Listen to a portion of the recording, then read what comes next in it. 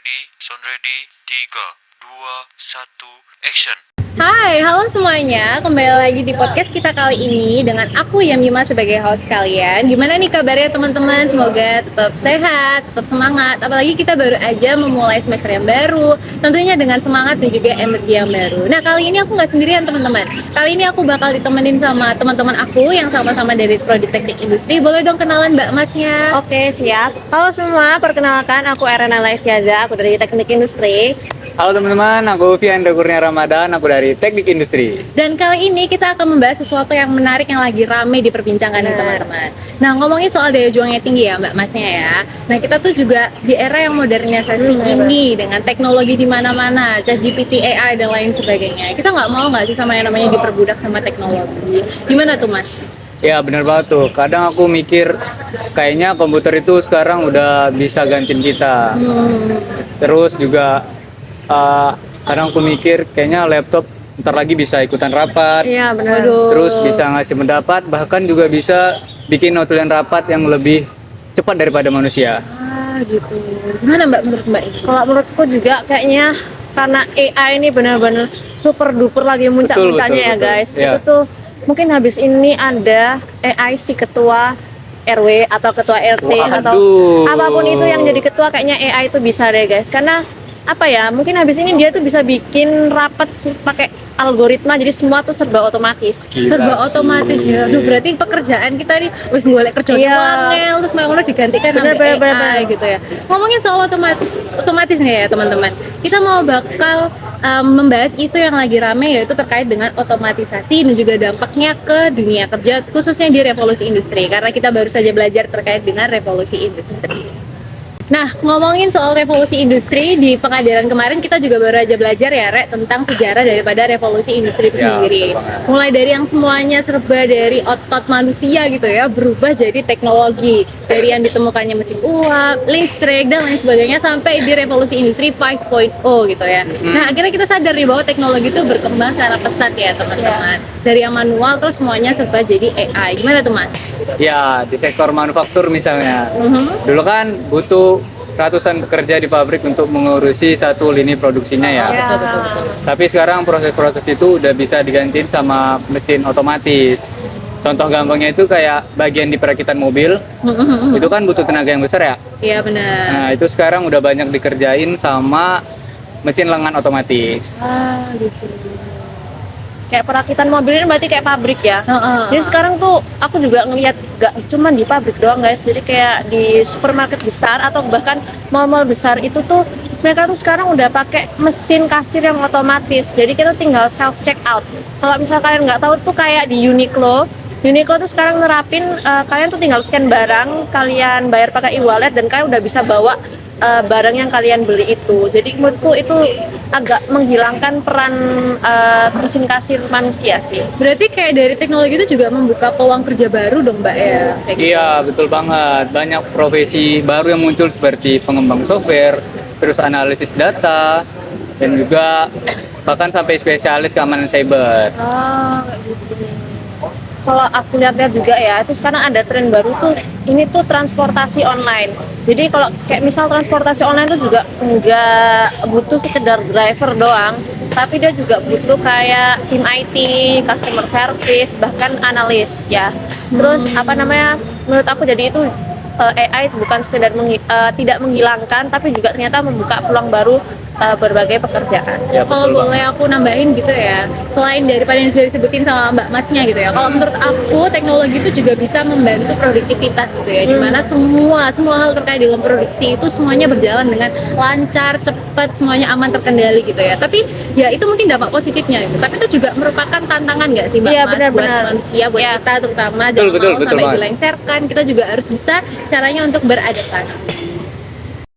Ngomongin soal tantangan buat pekerja nih teman-teman. Nah berarti kan para pekerja itu dituntut untuk bisa beradaptasi terutama di era otomatisasi ini. Nah kalau menurut Mbak Mas sendiri nih, pekerja di Indonesia terutama itu sudah bisa beradaptasi atau belum? Belum, karena banyak pekerja kita itu yang dulunya punya pekerjaan stabil, tapi sekarang malah berisiko untuk kehilangan pekerjaannya. Contohnya itu kayak supir taksi konvensional, itu tuh bersaing dengan aplikasi transportasi online, terus operator pabrik itu sekarang banyak digantikan dengan robot-robot. Benar, belum lagi tuh sekarang banyak kerja freelance sama hal-hal yang tuh kayak berbasis digital ya guys. Jadi kalau misalnya Twitter itu udah banyak orang-orang juga jual-jualan pokoknya apapun lah mereka jual di Twitter dimanapun, jadi itu berbasis digital.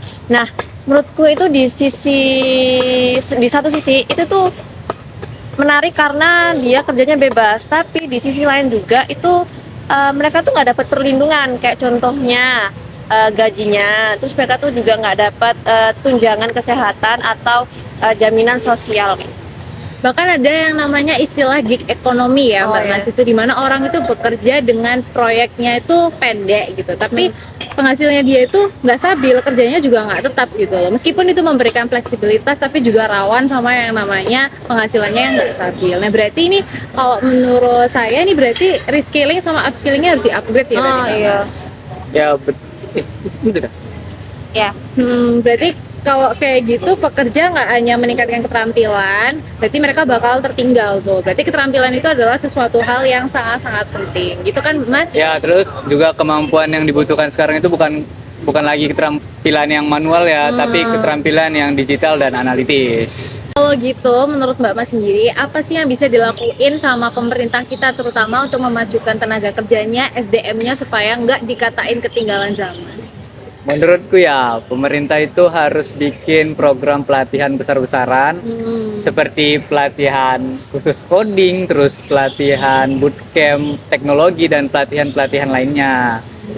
Jadi pekerja kita tuh bisa menyesuaikan dengan apa yang dibutuhkan industri sekarang. Benar-benar setuju aku sama Mas.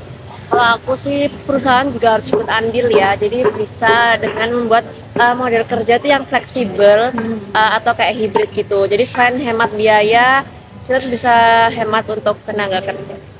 Dan jangan lupa ya, perusahaan terutama itu bisa bekerja sama dengan kampus ataupun dengan sekolah vokasi untuk bisa mencetak tenaga kerja yang dibutuhkan oleh industri kali ini. Nah, supaya dunia pendidikan dan juga dunia pekerjaan itu bisa berjalan dengan seiringan. Jadi kita tuh nggak hanya fokus terkait dengan efisiensi, tapi juga kita harus memikirkan terkait dengan kesejahteraan para pekerja itu sendiri. Nah, tapi sebelum kita lanjut ke sesi selanjutnya, aku mau tanya dulu nih, ini Mas Mbaknya nih Gen Z bukan? Gen Z Iya. dong. Oke, 2000 berapa? Aku 6. Aku 6 juga. Aduh, aku 2000. Nah, Aduh. pokoknya kita yang sama-sama Gen Z, generasi muda terutama, apalagi kita baru aja jadi maba ya, kita jadi mahasiswa. Apa sih yang kita bisa lakuin nih sebagai mahasiswa untuk bisa menghadapi era otomatisasi ini? Nah, kalau menurutku mahasiswa ini kan suatu kelompok yang paling siap dengan adaptasi ini ya. Nah, iya. Nah, jadi apa yang bisa kita lakukan sebagai mahasiswa itu seperti membangun keterampilan digital, terus membangun banyak soft skill seperti komunikasi, kerja tim, dan kepemimpinan. Kalau dari aku sendiri juga ilmu ini itu kan udah banyak bisa diakses secara gratis ya teman-teman. Iya, benar-benar. Jadi nggak ada salahnya teman-teman buat bisa belajar lewat kursus-kursus online gratis. Jadi nggak ada halangan buat terus berkembang di luar kampus. Berarti ini kita tuh dituntut juga untuk menjadi fleksibel ya. Berarti meskipun kita anak teknik, apalagi kita di industri ya, kita Yes. belajar banyak hal ekonomi, manajemen, semuanya di embed gitu ya. Yes. Nah, berarti kita nggak boleh tunggu lulus kuliah dulu baru belajar, tapi semuanya itu harus start dari sekarang. Bener Betul kan? banget. Guys. Oke, jadi pada intinya era otomatisasi ini punya dua sisi gitu ya, kayak dua koin gitu loh, kayak orang bermuka dua, enggak Pak, bukan. Jadi pada intinya era otomatisasi ini di satu sisi bisa memberikan sesuatu yang positif gitu ya, memberikan betul, banyak betul. peluang baru, tapi di sisi lain itu juga malah menjadi dampak negatif buat kita gitu ya, karena ada pekerjaan yang hilang atau melengsarkan salah sedikit dari pekerjaan orang. Itu tergantung kita nih, pinter-pinter kita harus bisa mengatur, kayak jangan mau diatur sama teknologi, benar nggak Mas? Betul. Terus kuncinya itu ada di adaptasi. Jadi kalau misalnya kita mau belajar skill baru, maka peluang kerja kita juga akan terbuka lebih lebar dan luas lagi. Super setuju. Terus menurut aku juga pekerja, perusahaan, pemerintah itu semua harus bekerja sama supaya di era digital ini tuh malah jadi peluang untuk kita, bukan jadi suatu ancaman buat kita Betul semua. banget. Setuju. Nah, jangan lupa ya, kita sebagai mahasiswa dan juga generasi muda itu yang memegang peran penting nih. Kita yang menjadi garda terdepan buat adik-adik kita, terutama ya, karena kita mahal di antara para siswa gitu ya, teman-teman. Nah, jadi buat para pendengar, jangan takut sama yang namanya teknologi. Jangan mau dikatain gaptek, jangan mau dikatain yang kayak gitu-gitu. Pokoknya kita betul harus banget, siap teman-teman. belajar dan juga beradaptasi supaya kita yang bisa menang di antara teknologi ini gitu. Terima kasih semuanya sudah dengerin podcast kita kali ini. Kita Terima boleh kasih dong semua. say bye to the camera in Bye-bye. 1, 2, 3. Bye bye. Bye bye.